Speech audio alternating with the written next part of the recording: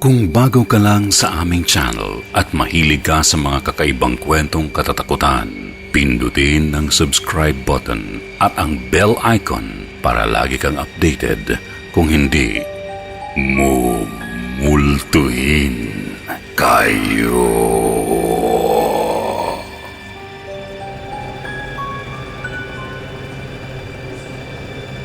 Kwentong Takip Silim. Katatakutan sa opisina. Hello, Sir Jupiter. Unang-una ay nais ko pong magpasalamat sa kwentong Takip Silim. Ito po kasi ang nagsisilbi naming libangan sa trabaho. Kilalanin niyo na lang po ako bilang si Karil. Nagtatrabaho po ako sa call center agency dyan sa Makati. At sa trabaho ko pong ito naranasan ko ang pinaka nakakakilabot na parte ng buhay ko. Panggabi po ako, Sir Jupiter, kaya halos lahat na yata ng kwentong kababalaghan ay narinig ko na sa mga kasama ko. Idagdag mo pa yung madalas naming pakikinig sa inyo, kaya minsan parang napaparanoid na lang ako. Pero pinakabuhay na buhay pong kwento sa opisina namin ay yung tungkol sa batang si Junjun. Karaniwang kwento na ito ng isang call center agent kahit saang kumpanya ay may kwento tungkol kay Junjun. Isang madaling araw, nagkayayaan na magkape nung break time namin. Medyo nahihiya pa akong sumama dahil baguhan pa lang ako. Binibiro pa nga nila ako na wag daw akong hihiwalay sa kanila dahil madalas daw na pinapakitaan ni Junjun ay yung mga bagong salta. Mag-isa po akong naglalakad papuntang kapihan sa ibabang floor. Sumunod ako sa mga katrabaho ko 2:00 na noon. Pagpasok ko ng elevator ay may naamoy akong parang lupa. Hindi ko na lang muna pinansin. Itinuon ko na lang yung atensyon ko sa pagse-cellphone. Huminto ang elevator sa 5th floor. Bumukas ang pinto. Akala ko nga nun may papasok dahil may napansin akong nakatayo sa tapat ng elevator. Kaya napaangat ako ng tingin. Pero wala naman po. Agad kong pinagpipindot yung pindutan. Bigla kasing pumasok sa isip ko si Junjun. Medyo maliit lang kasi na tao yung nahagip ng tingin ko. Yun po ang unang karanasan ko. Hindi ko inakala na totoo pala ang batang multo na si Junjun. Ang ikalawang karanasan ko naman ay noong August 5. Abala kami sa pagtatrabaho noon. Pero yung isa naming katrabaho, bigla niyang inalis yung headset sa tenga niya. Tinanong niya kami kung nakita daw ba namin yung tumakbo sa likuran namin. Napalingon naman kaagad ako sa likod. Nagbiro pa yung senior namin na baka naglalaro na naman daw si Junjun. Bumalik na lang kami sa ginagawa namin. Pero sa mga lumipas na sandali, palagay ko ako talaga ang pinagpaparamdaman ng batang multo. May nararamdaman kasi ako sa likod ko. Parang may nanonood sa akin. Malamig po sa opisina namin pero nung oras na iyon, kakaiba po talaga ang lamig. Kasi may kasama pong amoy. Parang amoy lupa na malansa. Dahil sa takot ay kinalabit ko yung katabi ko.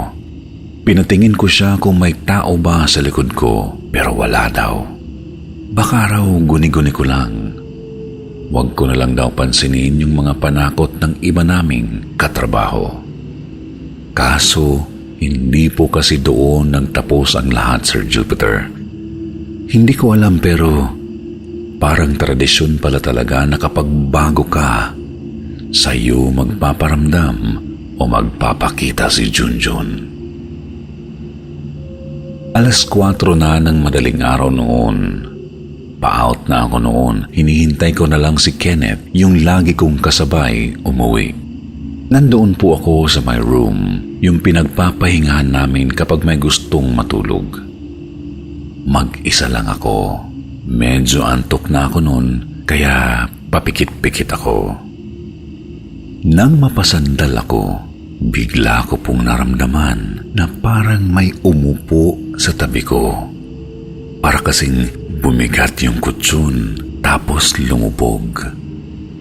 Ako naman napadilat kaagad ako, pero tulad ng dati, wala naman po akong nakikita. Bigla din akong nilamig noon kaya pinatay ko ang electric fan sa wall. Pero kinilabutan po ako nang bigla na naman yung bumukas. Narinig ko pa nga yung tunog ng pagpindot. Parang may pumindot talaga doon sa pindutan ng electric fan.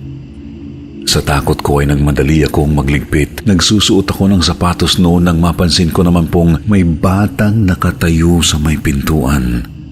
Nakayuko po ako noon, kaya ang nakikita ko lang ay yung paa niya.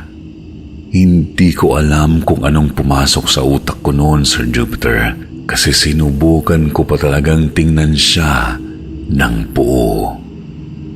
Kitang-kita ko ang nakatalikod na bata.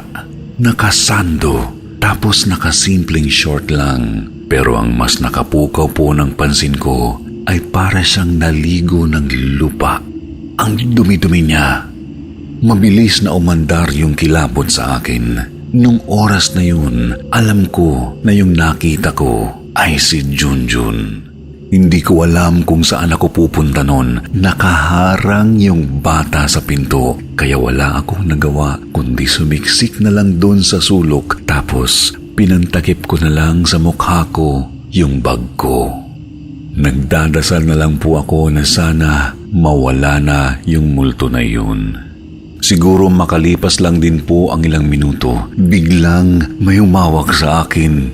Si Kenneth pala yun. Nag-alala siya sa akin noon. Takot na takot kasi ako. Hindi ko pa nga siya kaagad nakilala nung una. Napayakap pa nga ako sa kanya dahil sa kilabot. Pagkatapos noon, nagmakaawa ako sa kanya na umalis na kami. Gusto ko na talagang makauwi noon. Habang nag-uusap kasi kami ni Kenneth, yung batang multo ay nandun sa may gilid.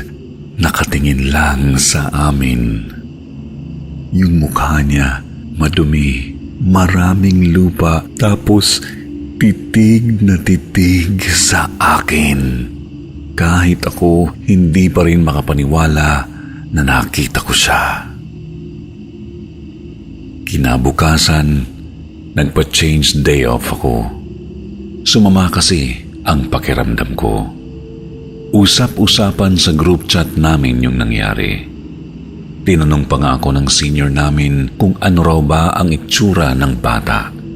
Inilarawan niya sa akin. Tapos kinabahan na naman ako kasi tugmang-tugma yung sinabi niya sa mga nakita ko. Hindi ko po talaga alam kung bakit may multo doon at kung bakit pinapakitaan niya ang mga baguhang agent. Pero yung tingin sa akin ng batang multo, parang tumatagos po sa buong pagkatao ko. Hinding-hindi mabura yung itsura niya sa utak ko. Parang sirang plaka po, Sir Jupiter. Paulit-ulit ko siyang naaalala. Magmula nung makaranas ako nung ganun, ay nagpalipat na ako ng schedule.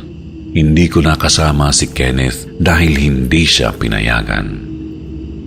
Inakala ko na baka kapag hindi na ako panggabi, hindi na rin magpapakita sa akin si Junjun.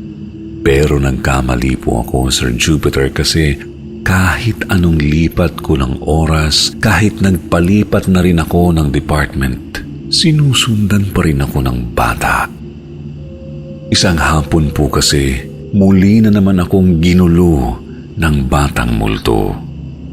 Nasa elevator na naman po ako noon. May kasama naman po ako sa loob. 5 po kami. Ako, nandoon po sa may sulok.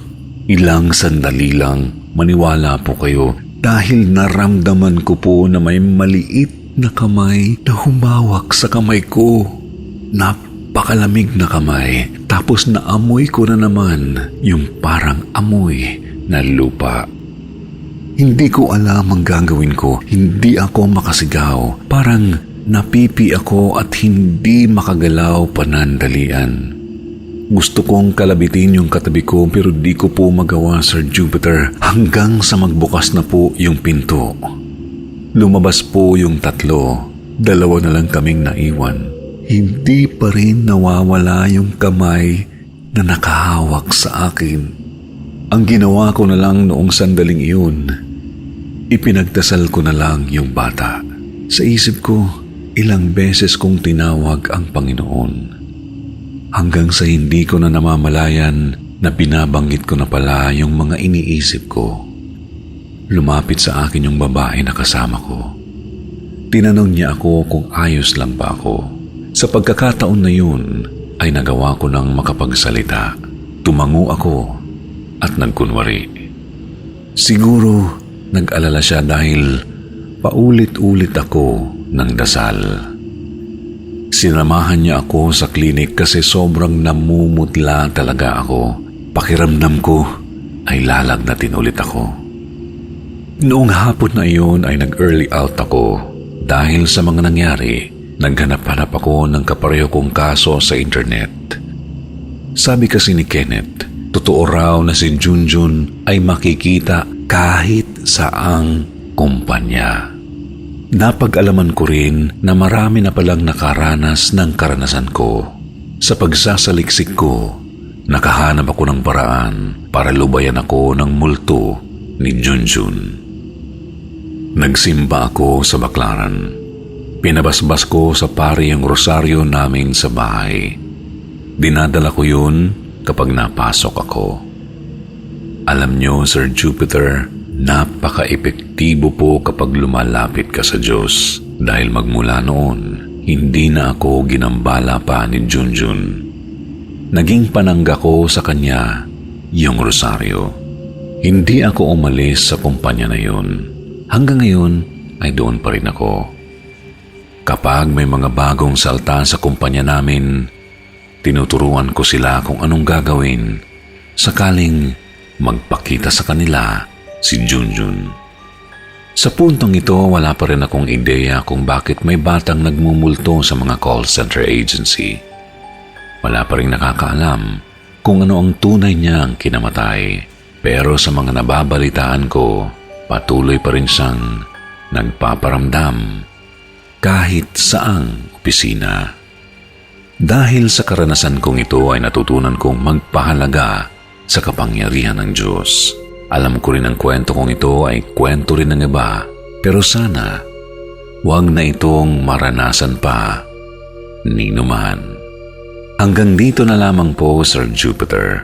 Sana ay patuloy kayong lumago dahil patuloy din kaming nakikinig. Maraming salamat